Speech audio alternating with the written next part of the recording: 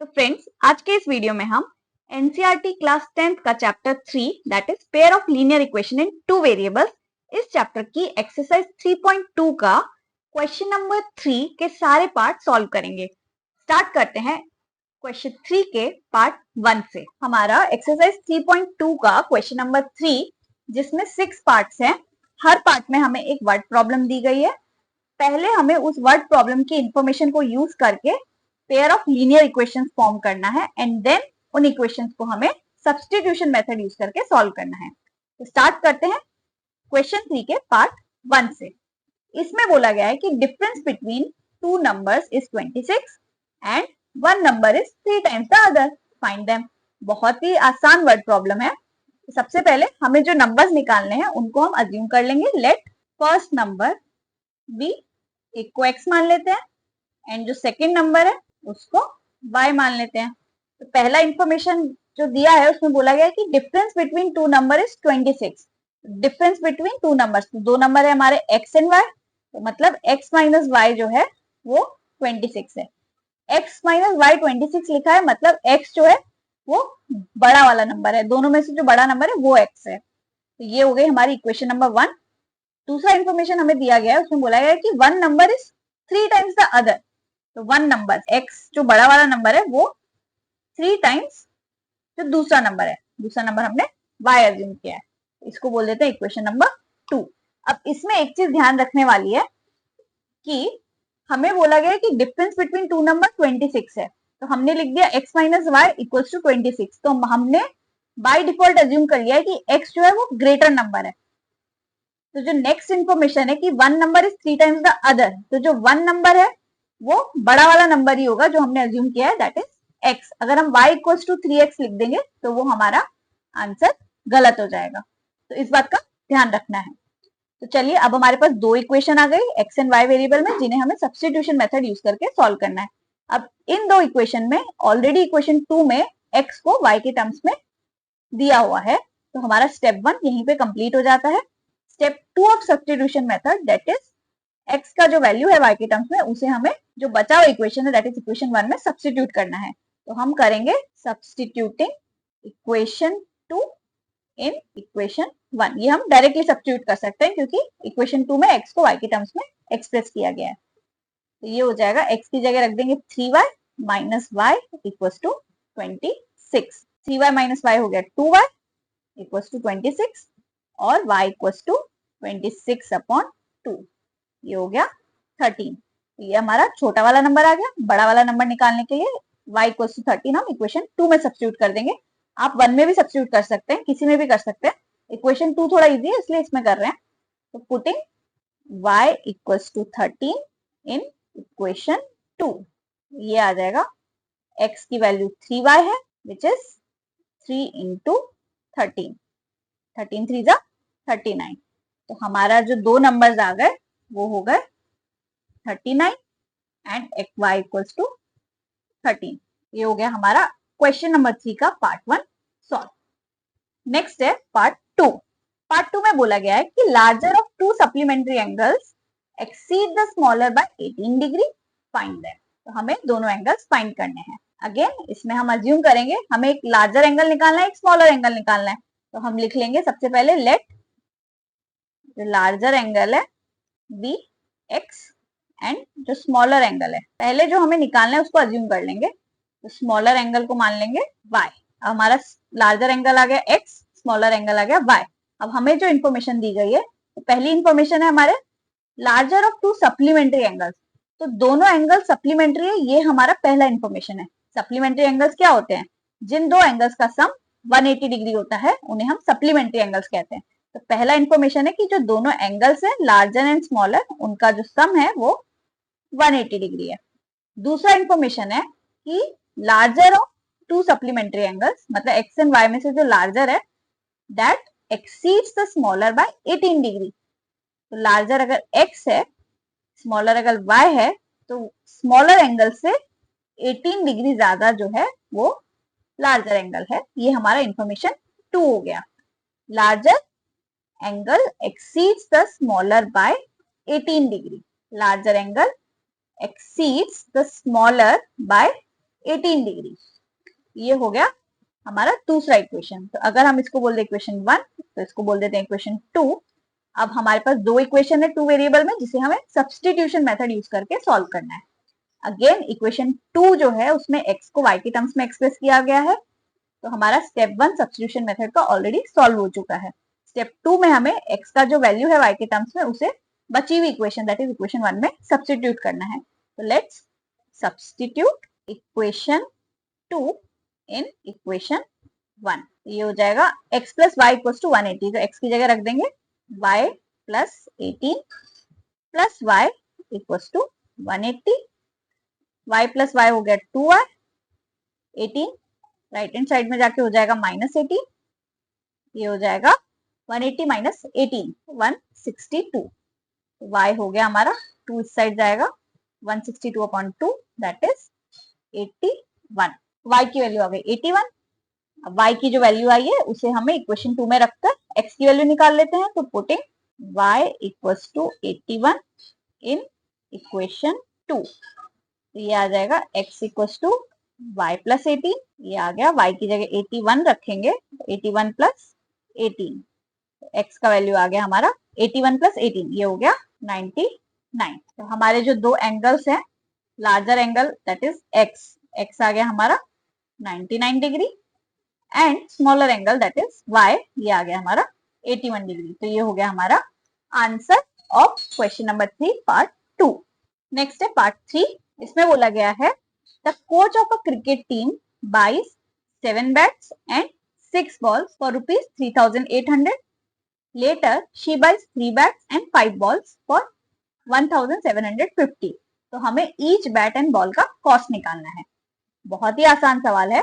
सबसे पहले जो हमें निकालना है that is cost of 1 bat and 1 ball, वो हम अज्यूम कर लेते हैं। लेट कॉस्ट ऑफ 1 बैट भी, एक बैट का कॉस्ट x मान लेते हैं एंड दूसरा जो कॉस्ट ऑफ 1 बॉल है उसे हम y मान लेते हैं। तो जो हमें निकालना है cost of each bat and each ball, वो हमने अज्यूम कर लिया x and y।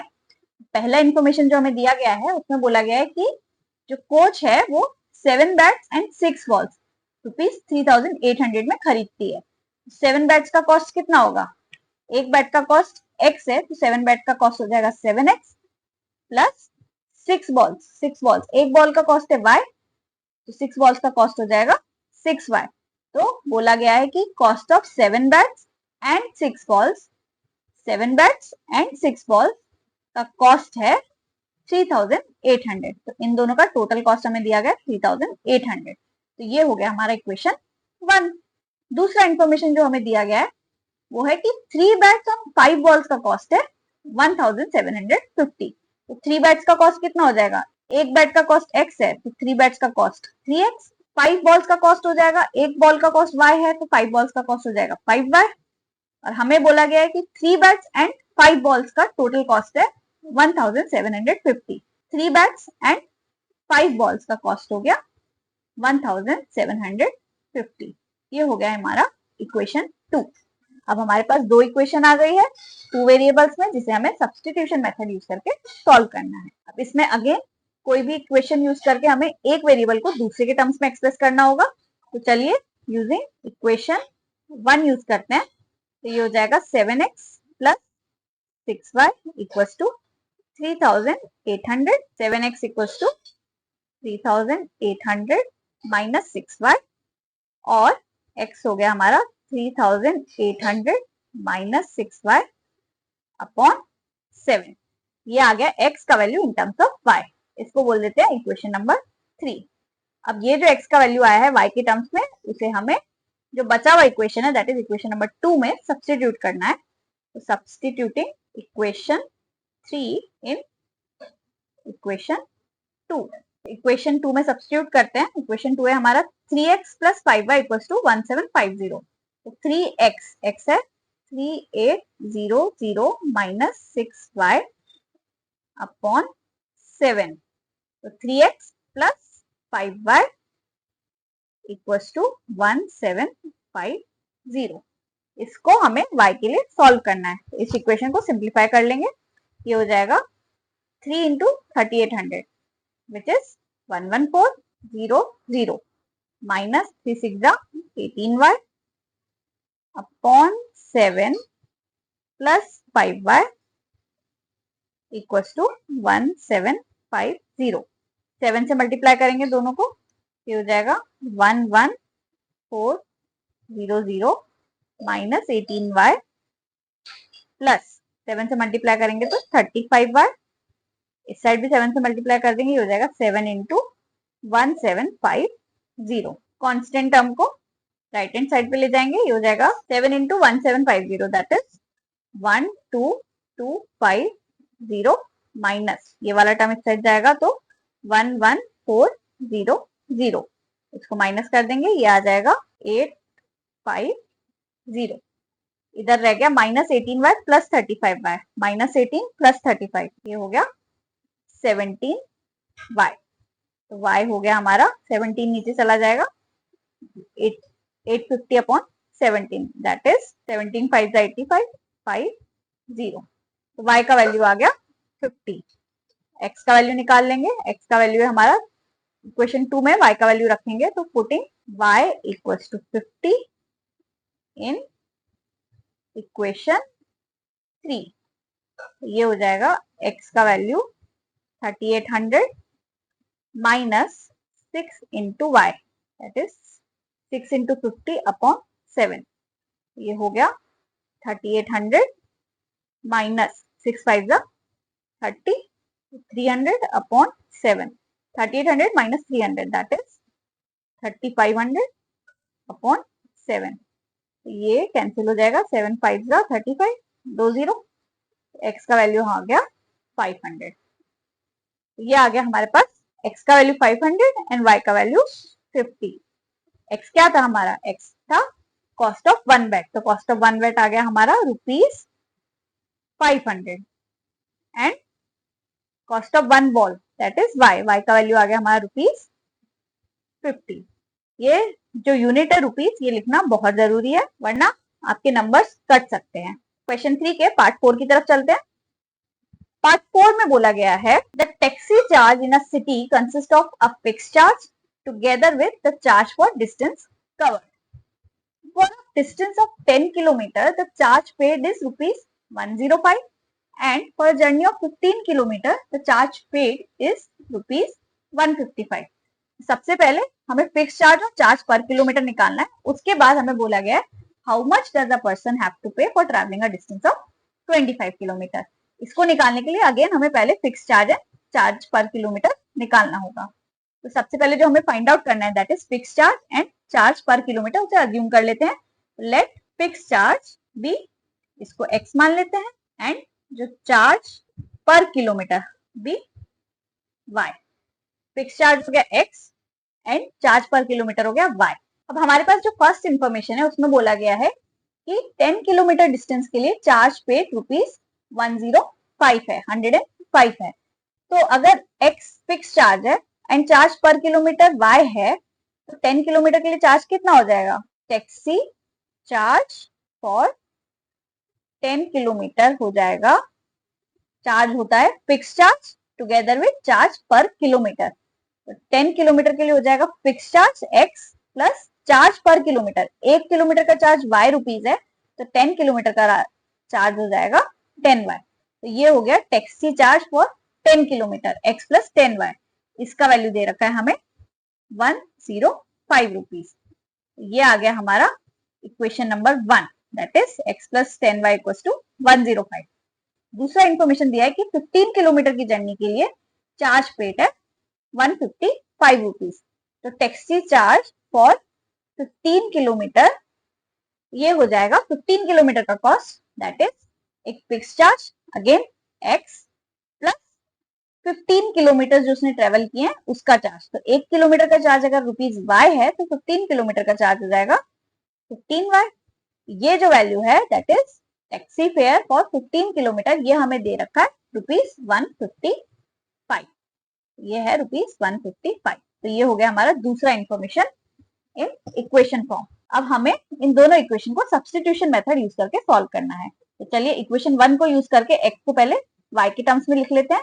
Using equation 1 जो कि है x plus 10y equals to 105। x हमारा आ जाएगा 105 माइनस 10y। ये हो गया हमारा इक्वेशन 3 बोल देते हैं इसको। अब ये जो इक्वेशन 3 आया है उसे इक्वेशन 2 में सब्स्टिट्यूट करेंगे, तो सब्स्टिट्यूटिंग इक्वेशन 3 इन इक्वेशन 2। इक्वेशन 2 क्या है, x plus 15y equals to 155। तो x की जगह रख देंगे 105 minus 10y plus 15y equals to 155। इसको y के लिए हम इजीली सॉल्व कर सकते हैं। Constant term right hand side पे जाएगा तो ये हो जाएगा 155 minus 105 and left hand side पे बच जाएगा minus 10y plus 15y that is 5y। तो ये आ जाएगा 155 माइनस 105 इज 50। तो 5y इक्वल्स टू 50 आ गया, तो y equals to 50 upon 5 cancel हो जाएगा, ये हो जाएगा 10। y का वैल्यू आ गया हमारे पास 10। अब x का वैल्यू निकालने के लिए y का वैल्यू जो आया है उसे इक्वेशन 3 में सब्स्टिट्यूट कर देंगे, तो ये आ जाएगा putting y equals to 10 in equation 3। तो ये आ जाएगा x equals to 105 minus 10y। y की जगह हम 10 रख देंगे, ये आ गया 105 minus 10 into 10 that is 100। 105 minus 100 is 5। तो x का वैल्यू आ गया हमारे पास 5। अब हमारे पास x का वैल्यू 5 आ गया एंड y का वैल्यू 10 आ गया। x क्या था हमारा, फिक्स चार्ज, तो फिक्स चार्ज आ गया हमारा ₹5 एंड y था हमारा चार्ज पर किलोमीटर, ये आ गया हमारा ₹10। तो इसके साथ हमारे क्वेश्चन का आधा पार्ट सॉल्व होता है। इसमें हमें आगे बोला गया है कि how much does the person have to pay for travelling a distance of 25 kilometre. अब अगर 25 किलोमीटर डिस्टेंस ट्रेवल कर रहा है तो उसके लिए कितना पैसा देना पड़ेगा, हमें ये भी निकालना है। अक्सर बच्चे ये पार्ट करना भूल जाते हैं, तो इसका थोड़ा ध्यान रखना है, क्वेश्चन पूरा सॉल्व करना है। तो 25 किलोमीटर के लिए कितना हो जाएगा, चार्ज फॉर 25 किलोमीटर हो जाएगा, it will be fix charge plus 25 into 1 kilometre का charge per kilometre that is fix charge हमने x अज्यूम किया था and charge per kilometre y assume किया था, तो ये हो गया 25 into y that is 25y। तो चार्ज फॉर 25 किलोमीटर हो जाएगा x प्लस 25y। x का वैल्यू है 5 एंड y का वैल्यू है 10। ये आ जाएगा 5 प्लस 25 इंटू 10 दैट इज 250 255। तो हमारा आंसर आ गया चार्ज फॉर 25 किलोमीटर, ये आ गया ₹255। रुपीज लिखना बिल्कुल नहीं भूलना है। ये हो गया हमारा क्वेश्चन नंबर 3 का पार्ट 4 सॉल्व। नेक्स्ट पार्ट पे चलते हैं। नेक्स्ट पार्ट में हमें बोला गया है कि एक फ्रैक्शन है, it becomes 9/11 if 2 is added to both numerator and denominator, and if 3 is added to both numerator and denominator it becomes 5/6। तो हमें वो फ्रैक्शन निकालना है। तो सबसे पहले जो फ्रैक्शन निकालना है हम उसको अज्यूम कर लेते हैं, लेट फ्रैक्शन बी।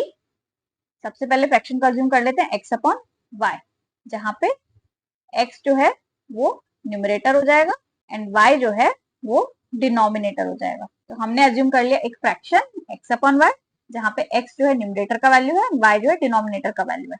तो हमें जो फर्स्ट इन्फॉर्मेशन दिया है उसमें बोला गया है कि if 2 is added to both numerator and denominator, तो अगर मैं न्यूमरेटर और डिनोमिनेटर में 2 ऐड कर दूं, दैट इज न्यूमरेटर में भी 2 ऐड कर दूं एंड डिनोमिनेटर में भी 2 ऐड कर दूं, तो जो फ्रैक्शन है इट बिकम्स 9/11। तो ये वैल्यू हो जाएगा 9/11। तो ये हो गया हमारा फर्स्ट इन्फॉर्मेशन। इसको सिंप्लीफाई करें क्रॉस मल्टीप्लीकेशन करके, तो 11 इस साइड चला जाएगा, ये हो जाएगा 11 x plus 2 equals to 9 y plus 2। ये हो जाएगा 11x plus 22 equals to 9y plus 9 2 18। Variables left hand side में ले आएंगे, तो 11x minus 9y equals to 18 minus 22। ये हो गया 11x minus 9y equals to -4। ये आ गया हमारा इक्वेशन नंबर 1। दूसरा इन्फॉर्मेशन जो हमें दिया है उसमें बोला गया है कि if 3 is added to both numerator and denominator it becomes 5/6। तो अगर 3 ऐड कर दे, न्यूमरेटर में 3 ऐड करेंगे एंड डिनोमिनेटर में भी अगर 3 ऐड कर देंगे तो जो फ्रैक्शन है इट बिकम्स 5/6। तो ये हो जा रहा है 5/6। ये हमें जो दूसरा इंफॉर्मेशन दिया है वो हो गया इक्वेशन फॉर्म में। अगेन इसको भी सिंप्लीफाई करेंगे, 6 को लेफ्ट हैंड साइड में मल्टीप्लाई करेंगे एंड इसको राइट हैंड साइड में ले जाएंगे, तो ये हो जाएगा 6 into x plus 3 equals to 5 into y plus 3। Brackets open करेंगे, ये हो जाएगा 6x plus 18 equals to 5y plus 15। Variables को लेफ्ट हैंड साइड में ले जाएंगे, तो 6x minus 5y equals to 15 minus 18।